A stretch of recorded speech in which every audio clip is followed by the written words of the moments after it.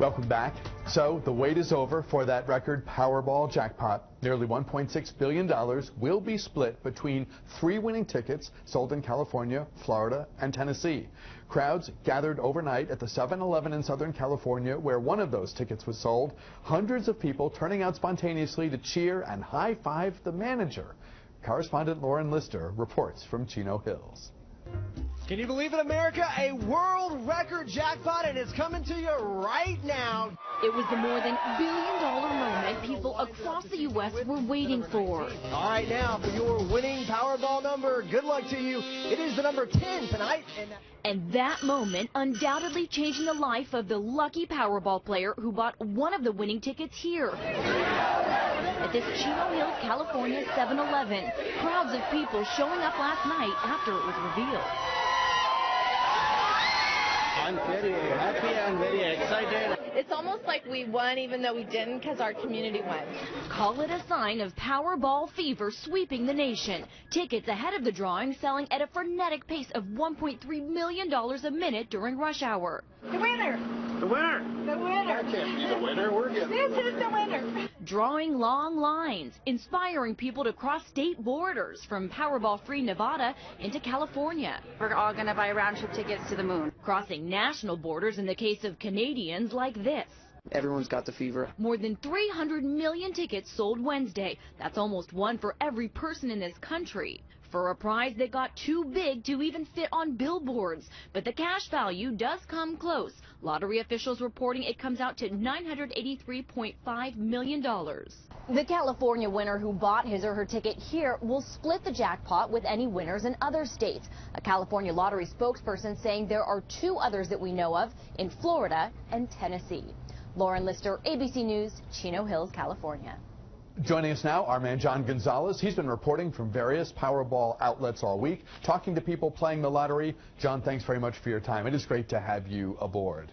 Sure, Bruce. Thanks for having me. You know, John, there have been so many drawings where there was no winner. It's really a moment that that last night's drawing produced not just 1 but 3 Powerball winners with this bigger than ever before seen jackpot at the end of the rainbow, so to speak. It's unbelievable to think that this jackpot, Bruce, started at $40 million back in, November 5th. And there were so many what everyone likes to call close calls. And I should actually add that I'm on the phone with you, parked in front of the Bentley dealership in Bethesda, just staring at these beauties and thinking, what if? You were going to be my first friend. I was going to drive around town. We were going to catch a Caps game. We were going to go to the Capitol Grill. I see you in silver, something very tasteful. And now, Navy was actually the first, a Navy Bentley. I can see you in something like that. But then I thought, no, Johnny G, as we call you here, something very tasteful in silver. There you go. There you go. No, the reality is I'm leaving the Bladensburg 7-Eleven. That's the place to be in Prince George's County this morning. That's the place that sold $1 million ticket, 1 of 3 in Maryland, and they didn't have the crowd that they had in California or Florida.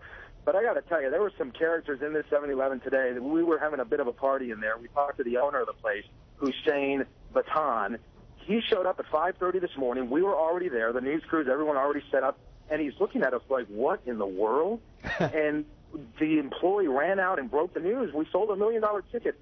He literally, and we got video of this, he literally ran into the store and pulled out his tickets and started checking his tickets. Because it was the funniest thing. Yeah, he's tickets. Yeah, he's a dreamer just like the rest of us, right?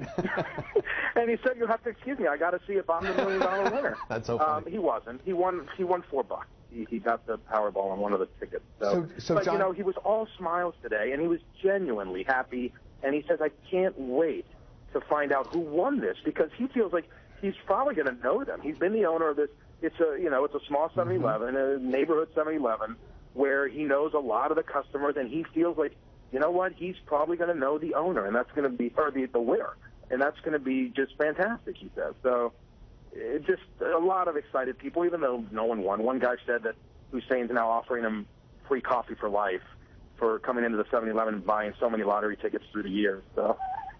So you've been out talking to people who've been purchasing tickets all week long, and so you have a feel for what's motivating people to spend money and time. I mean, I've been struck by how long some of the lines are. I promise you, I would not wait on an hour-long line for something where the odds of success are so microscopically small. It's just you'll never. I mean, I get the broader. I get why people are excited about this. You're never going to see me waiting even 10 minutes online. I'm just never going to do it. But my question for you was, we've had this has been a jackpot unlike anything we've ever seen. Not even close. What did you think when you saw that there were people spontaneously going to cheer and have a party in a 7-Eleven because someone else won a big jackpot? It's great. How do you explain it shows the humanity that we still have, good humanity. It's just people genuinely excited to celebrate someone's winning. And, because of the rule changes back in October, we may see this more. This might not be the last time we see something like this. It might happen again this year. So it's neat. I mean, it's an event. I mean, it's become an event, and then when it drags on for months, as this one did, it's like a fever. Like, not to be too cliche, but the Powerball fever really struck the country, and that's fine. I mean, we could be reporting other stuff today, Bruce. You and I both know that, and it's fun that this is what's captured our attention, at least for a day or two. The odds are pretty much zero that anyone's going to win. I was thinking the other day that, and I remember, and you probably do, when there were phone books, right? You had the actual phone book with thousands of names, and the type was tiny, and every community had one. Well, let's say that I pick a phone book at random from all across the United States, and there'd be thousands of them, and then I would pick one name at random from that phone book, and here's the deal, John. If you pick the name that if you can guess the name that I picked, I'll give you money. But if you don't, you have to give me money. Well, no one would take that bet. And I saw you posted that on Facebook last night. You had me laughing. Oh. And yet I bought a ticket, and for a little while I was dreaming about, the good that I would do in the world and the things I would buy for myself and family and friends, even though I know at a rational level it's not going to happen. Right. I was daydreaming. You would have been my favorite patron saint. I mean, it would have been fantastic. But even the odds of like $1 million, a Twitter follower sent me a tweet.